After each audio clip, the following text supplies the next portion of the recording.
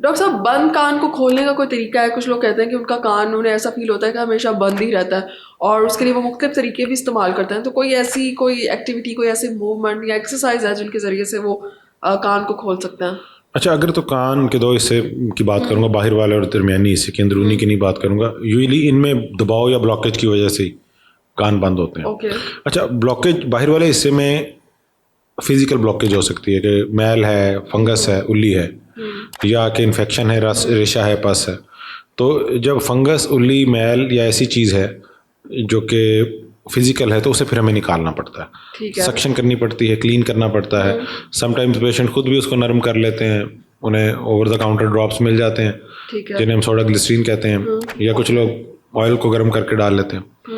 और एक है कि कान के बाहर वाले हिस्से में तो कोई प्रॉब्लम नहीं है, लेकिन कान के दरमियानी हिस्से में दबाव बन गया, जैसा कि हिली एरियाज में जाते हुए या हवाई जहाज़ के सफ़र में बन जाता है। तो इसमें हम यूजली पेशेंट्स को एडवाइस करते हैं कि वाल्सल्वा मैनूवर करें।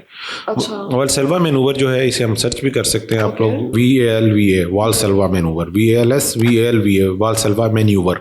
अच्छा, इसमें हम करते हैं कि नाक और हल्क को, यानी कि मुंह को बंद करके जो हमारी हवा है छाती में, उसको पुश करते हैं आउटसाइड, और नाक और मुंह बंद होने की वजह से ऑटोमेटिकली कान की तरफ जो तीसरा रास्ता है, जिसे हम स्ट्रेचिंग ट्यूब्स कहते हैं, उनसे जाती है। और इसे रिवर्स भी समटाइम हम करते हैं कि नाक और मुंह बंद करके एयर को इनगल्फ कर लेते हैं इन्हीं जो है नीशीज में से।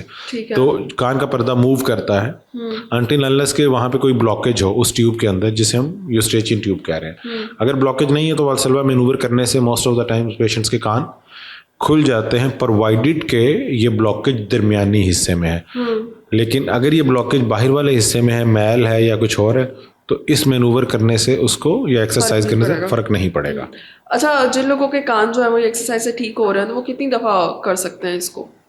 अच्छा, इसमें कोई लिटरेचर इसके ऊपर हमें गाइड नहीं करता है। मेरी एक अपनी जो मैं सुजेस्ट करता हूँ या अपनी प्रेस्क्रिप्शन में लिखता हूँ, मैं इसे लिखता हूँ 15 मरतबा रोज़ाना 15 दिन के लिए, मतलब हर नमाज के साथ 3-4 मरतबा। अच्छा, आप इसे 15 से ज़्यादा भी कर सकते हैं, 15 से कम भी कर सकते हैं, ठीक है ना। जेंटली करना होता है, इसमें कोई बहुत ज़्यादा प्रेशर जनरेट नहीं करना, इसमें सिर्फ यही कैच है कि जेंटली करना। हमने इतना जोर नहीं लगा देना है कि खुदा ना खासा वो सारी एयर पर्दे को ही डैमेज करता है। ठीक है। और ऐसे केसेस आते हैं, इसलिए हम ये बताते हैं। अच्छा, मतलब एक्सरसाइज करते हुए भी एहतियात की ज़रूरत है। रेयर है बहुत, लेकिन डैमेज हो सकता है। बच्चे भी कर सकते हैं इसको? हाँ, इसे बताना ही मुश्किल है। यूजली हम इसमें जो पेशेंट आता है हमारे साथ, उसके साथ जो अटेंडेंट होता है, जो कंफर्टेबली हमारी बात सुन लेता है, लाइक एक फीमेल है, उसके साथ उसका हस्बैंड है, तो हम उसके हस्बैंड को करवाते हैं। ठीक है, ओके। हम उसे बताते हैं कि नाक बंद करो, मुंह सांस खींचो और कान में से पुश कर दो। अच्छा, वंस उसको ये पता लग जाता है, और ये बिल्कुल सिंपल सी, बहुत से लोग इसे रूटीन में कर रहे होते हैं, ये कोई रॉकेट साइंस नहीं।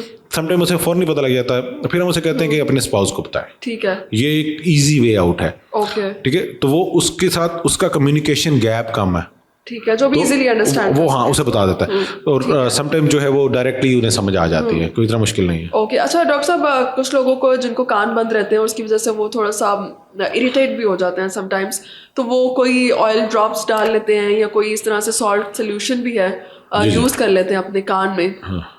कर सकते हैं, यूज़ करने के लिए सेफ है ये कान में? अच्छा, सिर्फ एसिडिक सोल्यूशन नहीं यूज़ करना, लोग H2O2 डाल लेते हैं। Okay. Hydrogen peroxide over the counter मिल जाती है, और या के कुछ जो है हेल्थ केयर असिस्टेंट्स हैं या के जो टेक्नीशियंस हैं या के जो टेक्नोलॉजिस्ट हैं, वो ये रिकमेंड कर देते हैं। अच्छा, उसके पीछे जो तरीकाकार है वो ये है कि वो बर्न करता है वैक्स को, लेकिन वो उसके साथ साथ कान के बाहर वाले हिस्से को भी डैमेज करता है। ठीक है। और पर्दे को भी डैमेज करता है, तो ये काम नहीं करना है। अदरवाइज सोडा ग्लिसरीन आप डाल सकते हैं। कुछ लोग ऑयल डालना चाहते हैं गर्म करके, लेकिन उसको भी जलता हुआ ऑयल नहीं डाल देना है, या वो लहसुन प्याज भी उसमें कूट के डाल लेते हैं, तो उसके अंदर भी ऐसी चीज़ें होती है, उसको ठंडा करके वो डाल सकते हैं। लेकिन इसमें अगेन आपको कान के पर्दे का स्टेटस पता होना चाहिए कि कान का पर्दा अगर तो फटा हुआ है, उसमें सुराख है, तो फिर हम अगेन ये काम नहीं कर सकते, फिर तो किसी के वहाँ नहीं डाल सकते। फिर उसमें आपको अगेन डॉक्टर के पास आना पड़ेगा, वो उसको एग्जामिन करेगा और आपके मुताबिक उसका एक प्लान बना के आपको देगा कि इसको हमने कैसे मैनेज करना है।